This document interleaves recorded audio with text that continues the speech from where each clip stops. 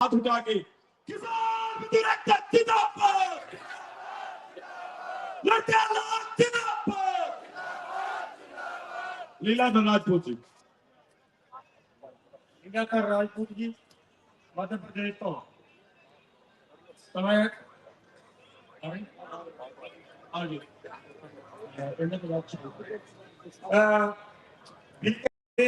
कोई इधरली साइड से लिया के जो पेपर फड़े जा रहे हैं आके अपने पेपर है जेडे पकड़ा दें जल्दी। अनिल कलाम जी पीके जी महात्मा टिकैत उत्तर प्रदेश तो अपने पेपर साइन हुए हमारे इधरले पासे लिया के लीलाधर राजपूत जी मध्य प्रदेश तो कहने तो बाद गुरु शांता कुमार जी कर्नाटक तो तैयार रहना। यहाँ पर उपस्थित सभी साथी एक बार आप जिस धरती माता पे अपनी खेती का काम करते हैं, अपनी जीविका का निर्माण करते हैं, धरती हमारी अन्नदाता की देने वाली धरती मैया की एक बार सभी लोग बिल्कुल जयकारा लगाएं। बोलिए धरती माता की, भारत माता की। साथियों, आज आप सभी पूरे देश भर से हमारे कन्याकुमारी से लेकर कश्मीर तक हमारे किसानों के मसीहा, और मैं तो उनको जिंदा शहीद कहता हूँ, जिंदा शहीद, जिन्होंने इस देश के किसानों को एक ऐसा रास्ता दिखाया जो एक मिसाल बन गया। आदरणीय दल्लेवाल जी ने जो संगठन बनाया उसको गैर राजनीतिक नाम दिया। दोस्तों, इस देश में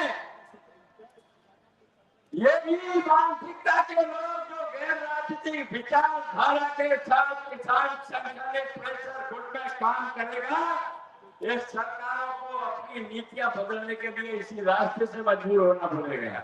ये धन्यवाद जी ने जो रास्ता दिखाया है, मैं तो यहाँ तक कहता हूँ कि हमारे देश के भारतवर्ष के जितने भी किसान संगठन है, ये राजनीति से अपना मोड़ छोड़े, ये एक शानदार वोटर बने, जो लोग बने,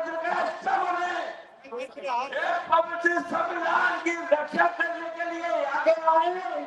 और वो तभी संभव है मेरे भाइयों, जब आप किसी भी राजनीतिक दल से अलग होकर एक भारत के सच्चे नागरिक के रूप में हमारे देश के अन्नदाताओं का जो आज हमारे देश की सरकार ने जो हासिल कर दिया है, हम खेती के कामों को छोड़कर आज पूरे देश भर में हमारे बुजुर्ग नेता आदरणीय दल्लेवाल जी को एक तरफ हमारे बुजुर्ग नेता है और दूसरी तरफ हमारा जो नौजवान साथी हमारे बीच में जो उच्च शिक्षा प्राप्त करके बीटेक तक की शिक्षा प्राप्त करके ये दो उदाहरण देश में बहुत बड़े पैमाने पर मैं देखता हूँ। एक तरफ में बुजुर्ग नेता जो देखे, मैं यहाँ फोटो खिंचाने के लिए आया हूँ, मध्य प्रदेश से 1000 किलोमीटर की यात्रा करके यहाँ मन पर फोटो खिंचाने नहीं आया हूँ। मैं अपने सवाल इस देश की सरकार से करने आया हूँ। इस देश की सरकार को सुनाने आया हूँ किसानों की पीड़ा क्या है।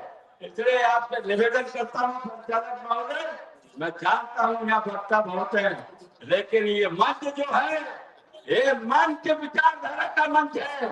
यहाँ पर हमारी सरकारों से वो सवाल किया जाना चाहिए जो उनकी विचारधारा को बदलने को मजबूर कर दे।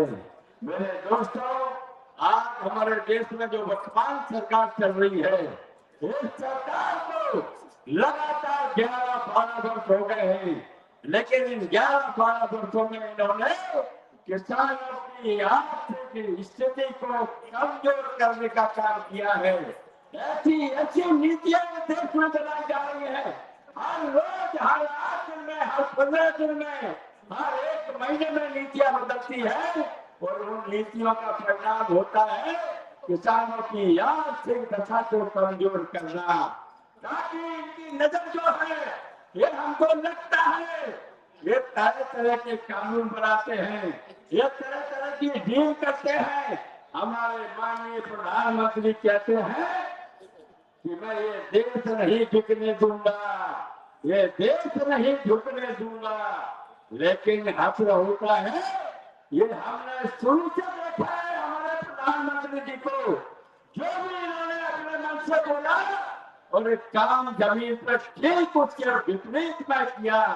आपने भारत की संसद, जब आप पहली बार प्रधानमंत्री की शपथ लेने के लिए जब भारतीय संसद भवन के सामने आए, आपने साष्टांग प्रणाम किया। लेकिन आपने कुछ दिन के बाद में ये निर्णय किया कि वो शंकर भवन को ही बदल दिया।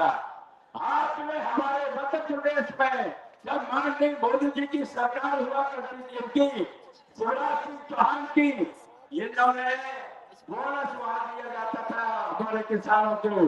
देश में एकमात्र प्रदेश का राज्य था जो गेहूं पर बोनस देने का काम करते थे शिवराज सिंह की सरकार में। इन्होंने अमेरिका के दबाव में सबसे पहले वो बोनस को माफ करी, वो बोनस को बंद करवाया और अब ये डील लेकर आए हैं। हम पूछना चाहते हैं, यहाँ देश नहीं झुक रहा, यह देश नहीं कमजोर हो रहा। तो आप भैया यहाँ तो पाबंदी है थोड़ी सी, बहुत सारे वक्ताओं को बोलना है, तो मैं तो आज में हमारे माननीय प्रधानमंत्री